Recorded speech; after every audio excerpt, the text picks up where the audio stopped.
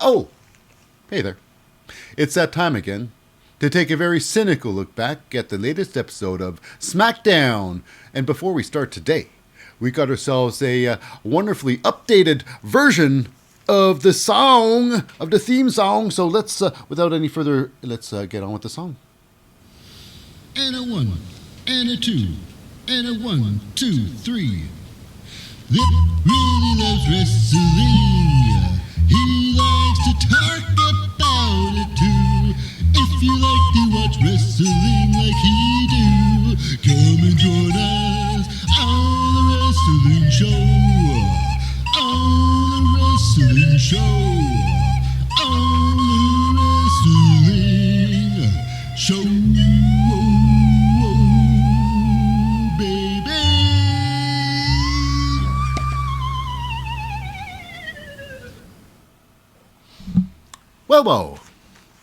Well, welcome to All Wrestling Show.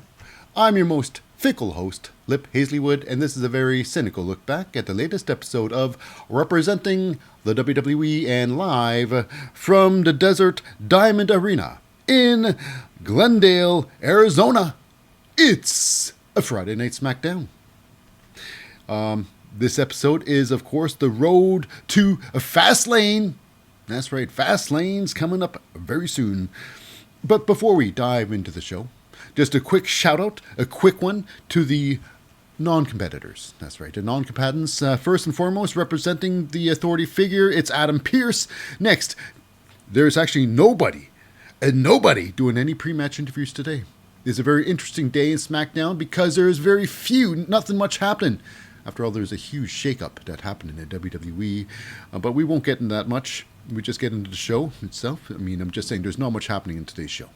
Anyways, nobody representing backstage presence. Next, getting into the ring and letting everybody know who's about to fight and whatnot. It's Mike Rome doing commentary or announcing. And then, of course, least we forget, it's the commentary team.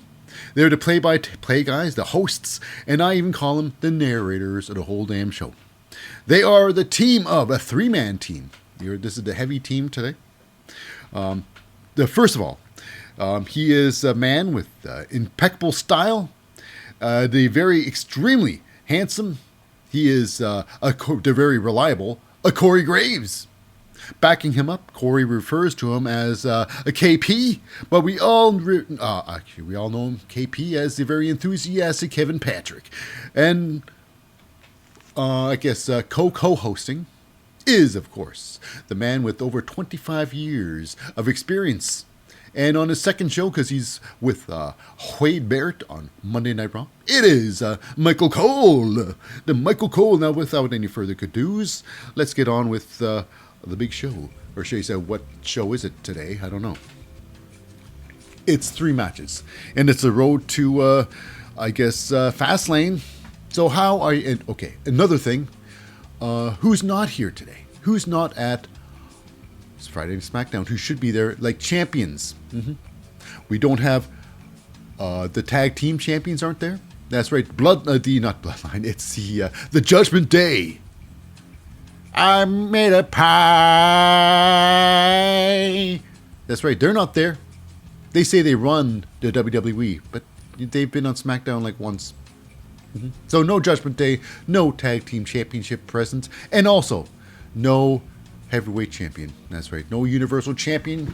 Roman Reigns does not appear on tonight's show. Roman Reigns is like when Vince McMahon was a guest computer as the GM. So ridiculous. So yeah, Roman Reigns not there again. And people will say, "Oh, Roman, he's the greatest." I don't know. I honestly don't think is Roman Reigns really the greatest out there. I mean, most of his championship victories, title defense victories, are obviously been marred by someone helping him because he can barely do it on his own. There's a very few matches where he does. Roman Reigns can do it on his own, but that's very few. Like maybe out of his, I think, very few championship title defenses out of 27 or something like that. It's an absurd amount that he has. But yeah, the fact is, Roman Reigns is just not there again. Not again there today. So we start off with the next best thing, I guess. How you gonna lift up a show that you got nothing on it? Why bring back John Cena? You know, John Cena's coming out there. Let's get the picture up there. No, wrong one. And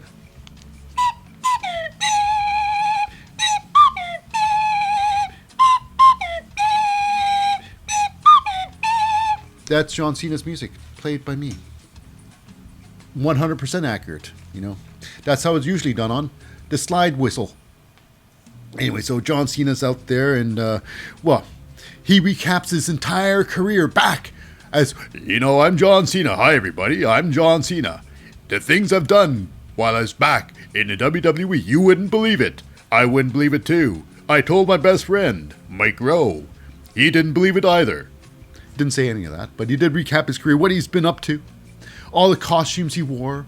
It's fantastic. But he's here because this night is supposed to be, you know, a very special night. I'm like, yeah, whatever, John Cena, a very special night. Why? Basically, you know, he's had fun dressing up as playing different characters on the show, you know. And now he wants to play a wrestler now. He's got his costume on for the job, and he wants a match. And he's got a problem with the bloodline, or what's, I guess, Jimmy Uso and Solo Sikoa. What is the bloodline these days? It's them two. Like I was griping on earlier about Roman Reigns never being around there. Overrated, I'd say. Overrated by me. And when I say someone's overrated, it means almost nothing. Okay, so he's, I guess he's looking out for, he calls out, AJ Styles, you know. Now the thing he says, John Cena, he says, now getting old, meaning that your hearing goes first. Your hearing goes first. Unless, of course, you're John Cena, then your hair goes first. A Schnikes. Zapparoonie on John Cena's. It's not a receding hairline because he's getting the lake effect in the back, you know, getting a little lake is spreading up, you know. Pretty soon it's gonna making a river and turning into an ocean. Yes, that's right. I'm relating hair loss to lakes and oceans. Mm-hmm.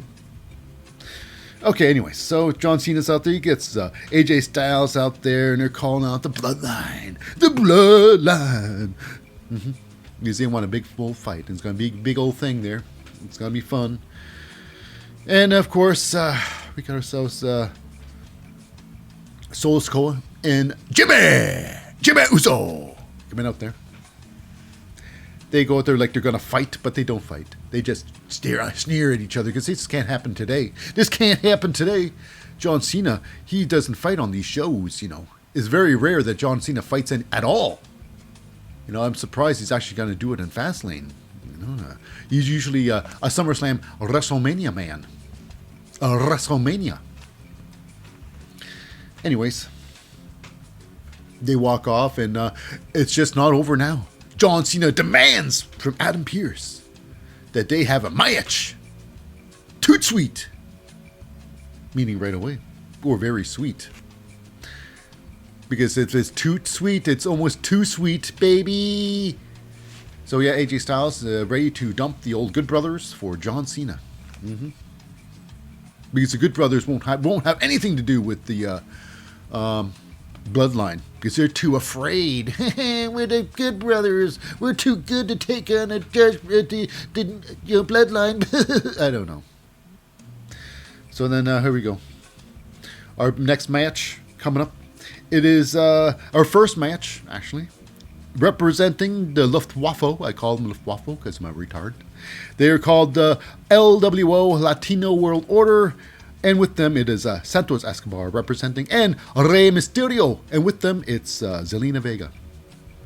I gotta say, with LWO, and I mean, last week they had the entire team, rarely, and Rey Mysterio was saying that, oh, these LWO, they know they're a great family.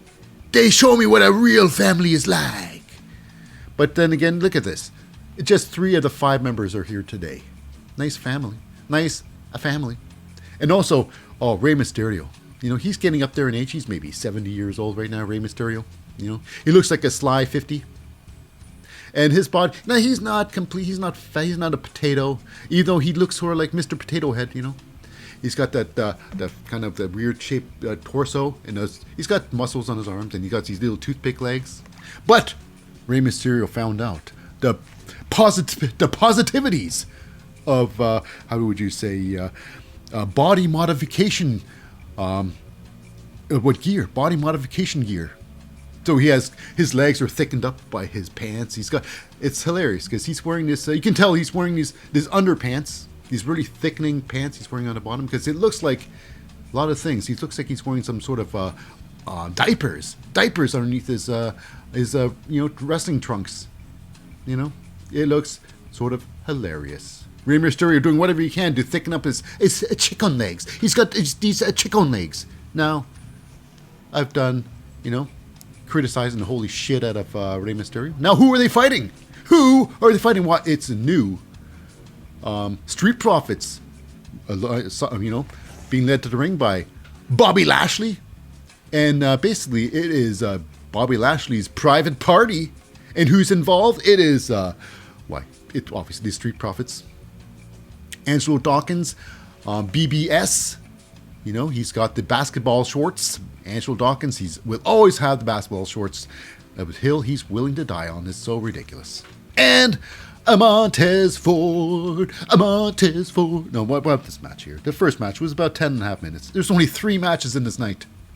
First one was 11.5 minutes. So, it's a nice barn burner of a match, I suppose. A lot of back and forth in this match. That's for darn sure. Now, here's what I get. Now, the WWE, they're trying to work on the tag team, rules and whatnot, like using the tag ropes when you're tagging in and out. And the last person I expected to forget how a tag match works is Rey Mysterio. Now, there was very few tags. Rey tagged in twice in the match. And twice, he decided not to use the tag rope. He's the only one that doesn't use a tag rope. That's right. I make sure I look at these things. Because I'm an asshole. So yeah, because I think without proper rules in a wrestling match, it's just a bunch of guys playing slap ass in the ring. Mm-hmm. So, Rey Mysterio, I guess, slaps Santos Escobar in the back. Gets in the ring there for some reason.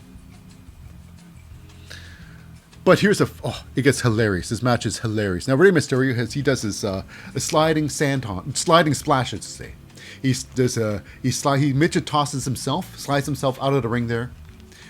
If it's a defensive move, not defensive move, what if it's an offensive move by his opponent by midget tossing him outside the ring and he falls out the ring, splashes outside the ring, or it's an offensive move where he does it to himself and splashes on an opponent. But this time he goes up there and he tries to do a sliding splash on Montez Ford. Angelo Dawkins is like, pulling him away. I laughed out loud. I'm thinking there's got to be better ways this could have been done. If he's gonna screw Rey Mysterio with his slide out, how about Angelo Dawkins go for a tackle when he's sliding out there? But you know what? It was hilarious. It was hilarious. The match does go on. Santos Escobar with the move of the night. He gets I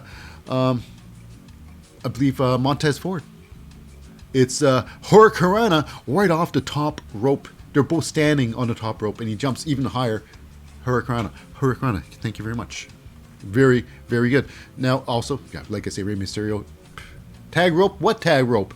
He's like Judgment Day of old. Before Judgment Day, before they realized that tag ropes actually mattered. But they don't matter. Tag ropes don't matter to the referees, really, coming down to it. They never say anything. Never! Except maybe the NXT once or twice.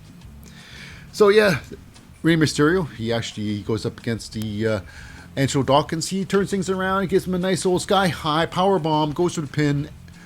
Santos Escobar comes in, breaks it up like a hero. And after that, we get a point there where they all get, after Santos breaks up, they fight. Montez Ford tries to throw him outside the ring. They both go outside the ring there. And then Rey Mysterio and Angelo Dawkins are in the ring. Rey Mysterio hits the ropes. He he gumps at Angelo. Angelo gives him the back body drop outside the ring. Now, thank goodness Montez Ford was out there. Because it was supposed to be a spot where he hits Montez Ford, but he fell very short. Very, very short. Montez Ford had to catch him like a little bebe. Like a little bebe.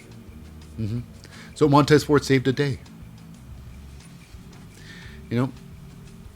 Actually, Rey Mysterio, he's been a champ for over a month. He had one championship defense, so it's not too bad, I suppose. But anyways, outside the ring, it is Angelo Dawkins. He collects the ref, makes the ref turn his back on the whole deal outside the ring. That's when Bobby Lashley uses his great strength to pick up Rey Mysterio and chokeslams him on the hardest part of the ring, which is the apron area. The apron area. Rolls him back to the ring there, and Angelo Dawkins wondering what the heck to do. Oh, what do I do now? Oh, what do I do now? And then, of course, Bobby Lashley had to direct him what to do. Finish it! Pin him, for crying out loud, you son of a gun. So, Angelo Dawkins picks up, Rey Mysterio and gives him some sort of, I guess he picks him for some sort of power bomb. I guess. But Rey Mysterio goes up power bomb. Angelo Dawkins helps him over his head, pops him up over top of his head, so Rey Mysterio can successfully perform a sunset flip. A sunset flip on Angelo Dawkins, causing Angelo to roll on his back, and for the big loss. Looks like the private party may be over for the Street Profits. Bobby Lashley, not happy, walking out on his team, just like he does with all his teams. Everybody that's been with Bobby Lashley, he walks out on all of them. Cedric Alexander, Shelton Benjamin, MVP. I wonder if Bobby Lashley will ever realize that maybe Bobby Lashley is a problem. Anyways, so we move on. And it's with Austin Theory. He's coming out there with like a house on fire. He tries to tear apart somewhat tears apart the commentating table. He finds, and then, after that, we find ourselves a little vignette. This is the team of the Unholy Alliance of, the most sexiest woman in all of wrestling. It's Isla Dawn with her tag team partner, Alba Fire. Alba Fire and Isla Dawn. Now, they put a hex on a women's tag team division. That's why the women's tag division is so garbage right now, because the hex. Actually, the hex is because whomever has the tag team belts, one of them will be injured. So it's them that's causing the injury. Oh, with a voodoo spell. Oh. But anyways, it's been a long, long time since we've seen the two of these two. And I guess what a time to put their promo up when there's nothing happening in SmackDown today. Moving on. So it's wonderful to see Isla Dawn. So we move on and we go backstage again. It's with Austin Theory. He's complaining to Adam Pearce. He wants things done. And then we got ourselves the brawling brutes without the Sheamus. Just Ridge Holland and the Booch. And, they're all getting in Austin Theory's grill. And we got his, I guess it's the newly formed tag team, I guess. Newly formed friends and team. It's Grayson Waller coming out there. So, yeah, they had a little thing. And they put a match together. They're going to have a fight. So this is basically a build-up to their match. Grayson Waller, Austin Theory versus the Brawling Brutes. The Brawling Brutes. Automatically, I know who's going to win there. The Brawling Brutes is not going to win. I'm not sure what's going on with the Brawling Brutes. They're just, I don't even see potential in them anymore. There's got to be something's got to happen. Sheamus is a terrible mentor. Yeah. Anyways, it's going to be the Brawling Brutes losing to the wonderful team of Theory and, Walla Theory. The Waller Theory. Next up, we go backstage again. It's with a little bit of the Bobby Lashley. He's had it with the Street Profits. You going to lose like that? Well, you might just go back to catering. It's a shame because I hear Cedric, or should I say Shelton Benjamin, has been released from the WWE. So that's part of the Hurt Business that he will never get back. Never get back. So if he wants to get the Hurt Business back together, he's out of luck. He's got to find 2 other gentlemen for that. So, whatever. Bobby Lashley is the problem. This way I say. Because if it comes down to stuff, Bobby Lashley, he going through Shelton Benjamin, Cedric Alexander, like I say, and MVP. And without MVP, Bobby Lashley's been floundering in mediocrity. With MVP, he was a champ. He was championship material. Without him, he's lost. He's just a giant, muscle-bound man with no direction. 0 direction. And no assertiveness where it counts. Moving on from Bobby Lashley to our final match of the night. Actually, no, it's a middle match. It's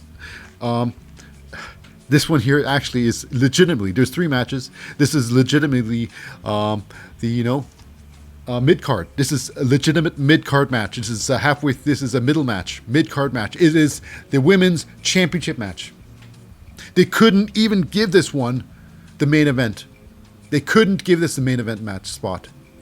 Wow. Wowie. But this match was 20 and a half minutes roughly. Could be about 21 minutes. But this was the longest women's match I've ever seen in the WWE.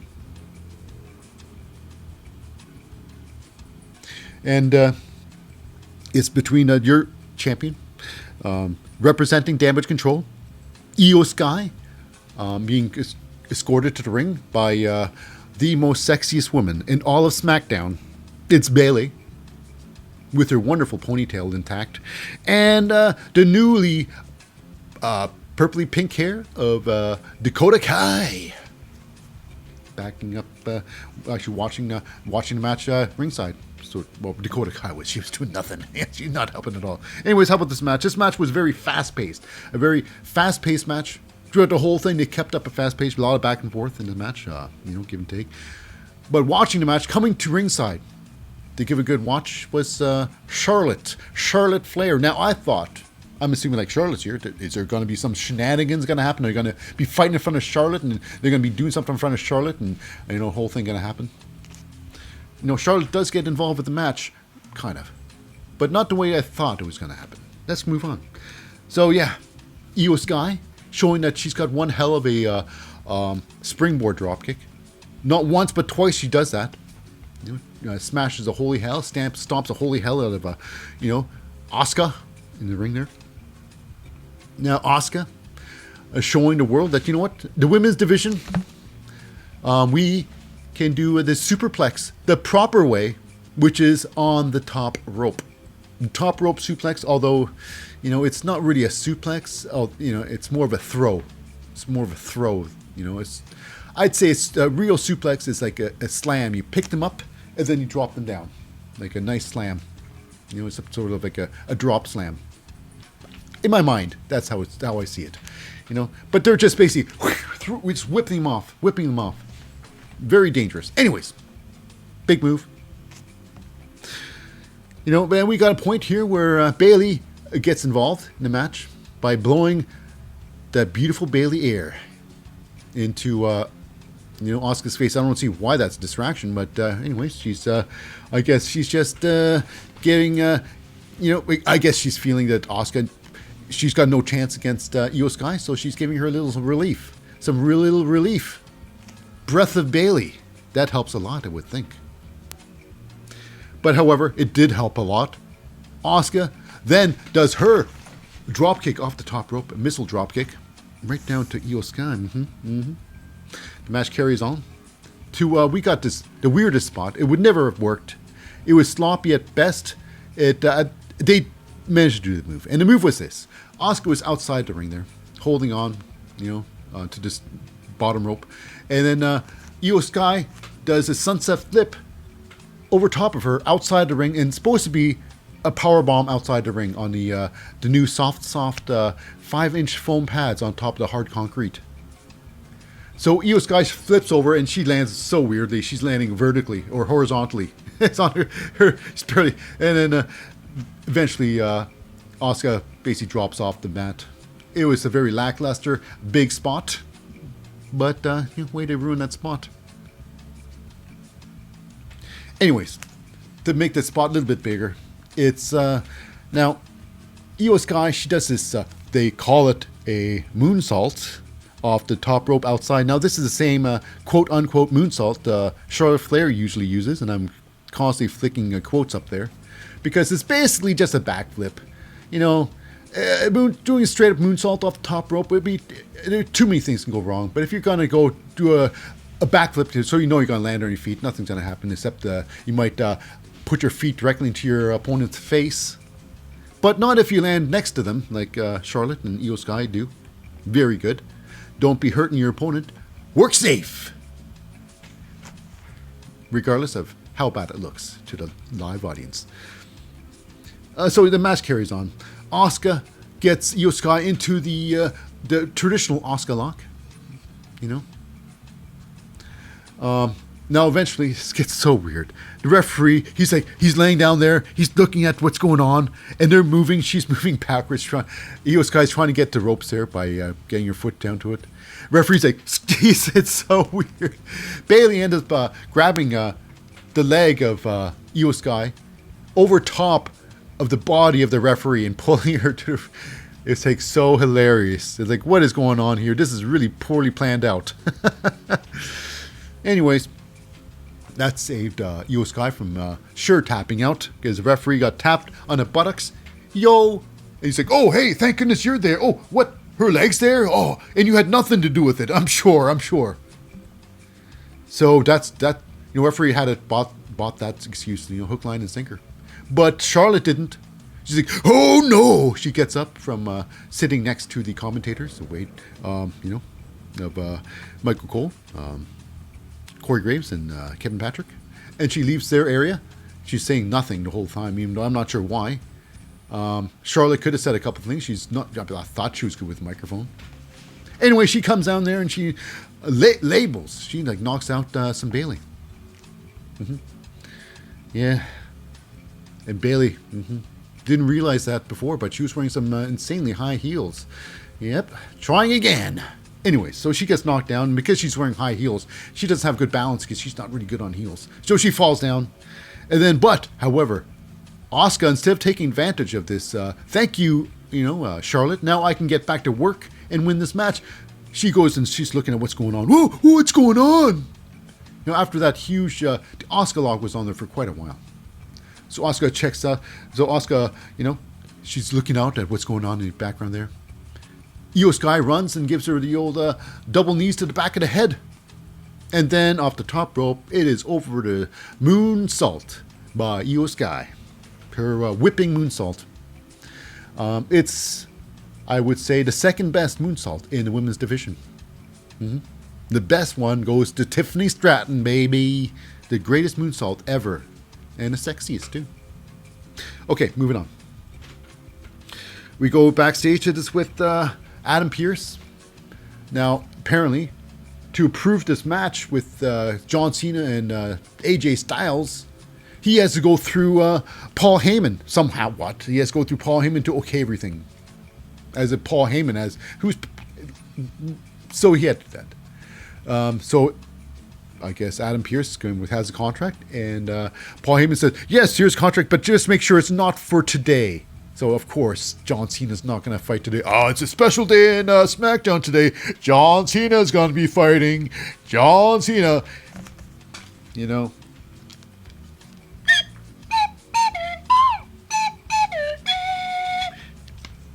Gotta do his dumb music every time. John Cena will be fighting. But no, John Cena's not fighting, because John Cena, he hasn't fought at all this year. He's made a couple appearances, second appearance this year. But now he's obligated for a match.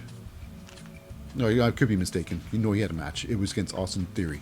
Okay, so anyway, so he's ready for a match, but it's supposed to be a bigger thing. So now it's not for tonight. But here's where it gets crazy. It's Jey Uso or Jimmy Uso. He says, "Oh yes, make sure you get down to the ring because we'll sign that in the ring." So I find Jimmy, his new attitude. It's like Scrubs.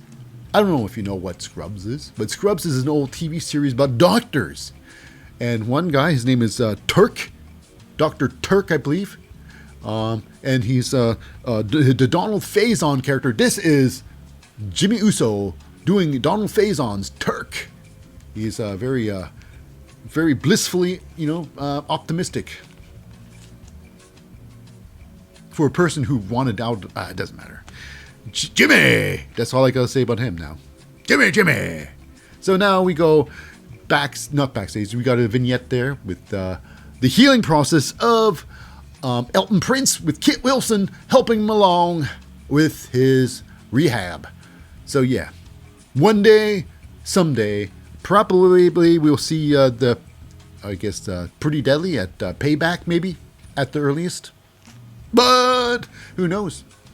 Maybe WrestleMania is where they make the return. Because right now, I don't think they're in any hurry to come back to the tag team division. Because the tag team division in the WWE is straight up garbage. Men and women's, both sides, both divisions are trash. Currently trash. And speaking of a trashy division, we got ourselves our main event tag team match. It is representing the Brawling Brutes.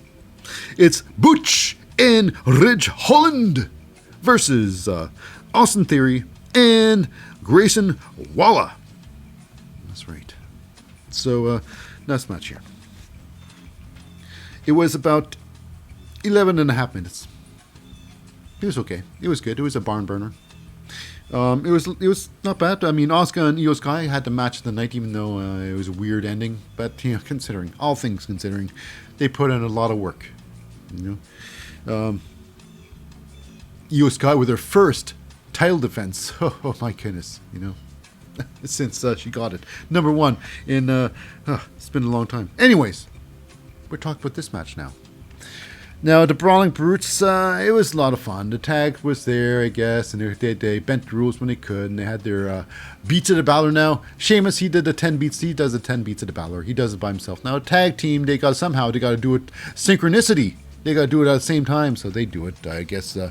Rich Holland has Austin Theory in the ring there, giving him the 10 beats, while Butch has Grayson Waller outside the ring, giving him 10 beats by the, Timekeepers area. Now we got to part of the match. Now we end part of the match. It was a lot of back and forth. It was a lot of fun. Like I say, 10 and a half minutes. It was 11 and a half minutes. That was close. So we go where now all four of them are tussling. Rich Holland's in the ring there with A-Town Down, Austin Theory, and outside it's the Grayson Waller. And he's getting flattened by a Butch. He goes to the second rope and does a moonsault off the second rope, and he crushes Grayson Waller out there. While inside the ring, they tussle a bit. It's Rich Holland and Austin Theory. Now, Austin Theory, he gets put into I guess you can say a sharpshooter, a Boston Crab, trying to get Austin Theory to tap out, but Austin Theory is just too tough. He doesn't tap out, Boston Crab's on tough, and Grayson Waller outside there with Butch, and Butch jumps on his back with a rear naked choke with the backpack, a backpack rear naked choke, So both of them, Grayson Waller and Austin Theory, are being submitted. So will this be the end of Grayson Waller and Austin Theory? Nope. Grayson Waller then takes, Butch, smashes him back first into the steel post. Paffo, waffo. Thank you, Maffo. And then he rolls into the ring with his finisher, the rolling stunner. And he stunners Rich Holland in the middle of the ring there, Swammo. And then it's A-Town Down. Why to go to sleep. on Rich Holland. Rich Holland, that's right. The Brawling Brutes lose, as I expected them to do. And they're saying that they got no direction without, Shamey Shame there. Without Slim Shamey, they're directionless. I'd say even with Sheamus, Rich Holland and Butch are directionless. They need a leader, a real leader. Someone who can help them grow as wrestlers and as people. And Sheamus is, you can't just have a friend. You need someone. You need an AJ Styles type. Anyways, that's it for the matches. A-Town gets a pin. They're calling it Kevin Patrick. Let's call him A-Town Under. A-Town Down Under. A-Town Down Under. I say, what's that? Not that. It's the A-Town effect. It's a Grayson Waller effect. Anyways, doesn't matter. Who am I saying? So after that, the match is over. But the night's not over because there's a contract signing. It's supposed to be a contract signing, hosted by Adam Pearce. We got John Cena comes down to the ring there, and he signs a contract right away. Oh, I gotta sign this thing. And then it's AJ Styles music hits, but AJ Styles is nowhere to be seen. Where is AJ Styles? Why, he's getting his ass handed to him by Jimmy Uso. Now this is hilarious. This is hilarious because they set up a bunch of moving crates into a wall. So one part was completely blinded, isolated from the camera's vision. And then they fight over top of the wall there. And then AJ Styles knocked over the wall. Solo Sikoa is planted, beyond the wall on top of scaffolds. And they go, oh my goodness, I wonder what's going to happen there. Solo Sikoa, Uso dives right off of it, off the scaffolds. I guess you can say maybe a good, maybe 15 feet in the air, 10 to 15 feet in the air. And he dives down. You don't see where he dives on. You can know it's a stunt. Clearly, it's a stunt. And they don't want you to see it because it's clearly going to be a stunt. Because I can imagine they just put a whole bunch of boxes, had a boxes set there, and he just splashed on the boxes. Took their time to clear the boxes out. That's so ridiculous. So yeah, the deal is, the dealio is that AJ Styles got squashed. Now what's John Cena going to do? Oh, what's he going to do? His name's on a contract. And it's, what? Now, the good brother of Luke Gallows and Michin are back there with their ambulance, the WWE official ambulance, And it's Carl Anderson saying, "Good, that's why we didn't want to pick a fight with the Bloodline. We told them not to pick a fight with the Bloodline." He's like, why? Why? You guys are 4 people. Bloodline might be, they're 3 people. They might be 4 people, theoretically. Because Paul Heyman, theoretically, that's what I say. There's really 3 people in the Bloodline. And there's 3 guys in the OC. So why are you so scared? 3 on 3. Oh, that's terrible. And then you got Michin. She can definitely take out Paul Heyman. So you got 4 on 3, really. Oh, we don't want to take the Bloodline because we're too scared. We're just the OC. We're the Good Brothers. It's like so real. Are you kidding me? So dumb. I mean, that's why I can't see Carl Anderson, Gallows. Their home is Impact Wrestling. That's what I see. Making 0 impact in the WWE. 0 impact in the WWE. Ridiculous. So in the ring there, we got ourselves what's left of the Bloodline. Roman Reigns never there. He's just the guy on the phone now. Ridiculous, Roman Reigns. So ridiculous. So Solo Sikoa clears the ring of any contract signings. And before Paul Heyman can really get into a diatribe, it is the unofficial head of the table, Jimmy Uso. Takes the mic right out of Paul Heyman's hands and starts blabbering around. He starts, he's like Donald Faison in Scrubs, just like his character. Well, like, hey, I'm happy-go-lucky. Hey, it's not a prediction. It's a, so ridiculous. And got a little foliage happening behind me, but it's okay. happens. So yeah, Jimmy Uso just overstepping his boundaries. He thinks he's like the tribal chief. It's hilarious. So it comes down to this. John Cena will have nothing of it. That's it. John Cena runs down there. Hit my music.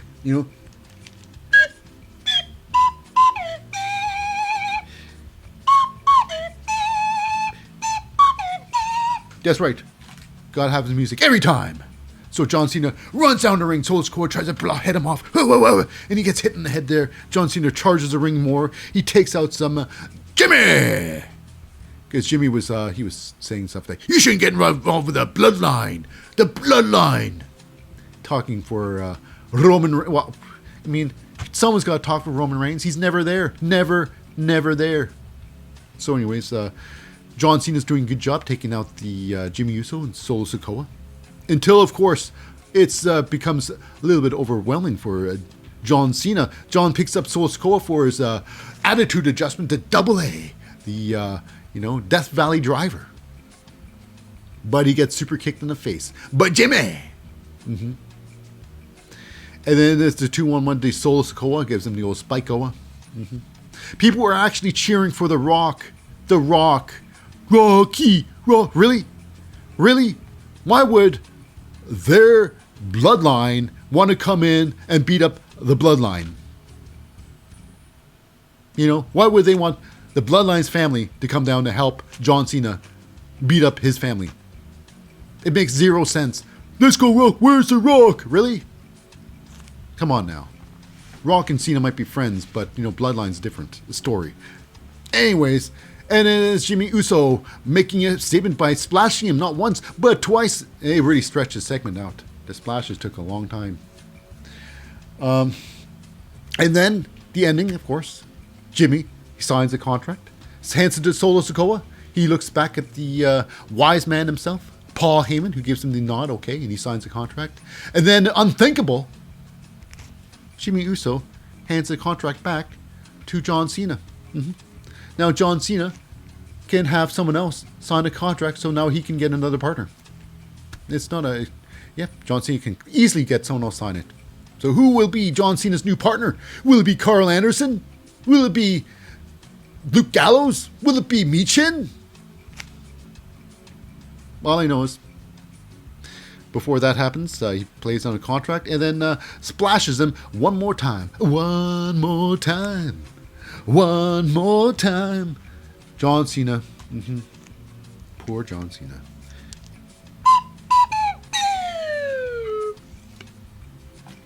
Mm-hmm.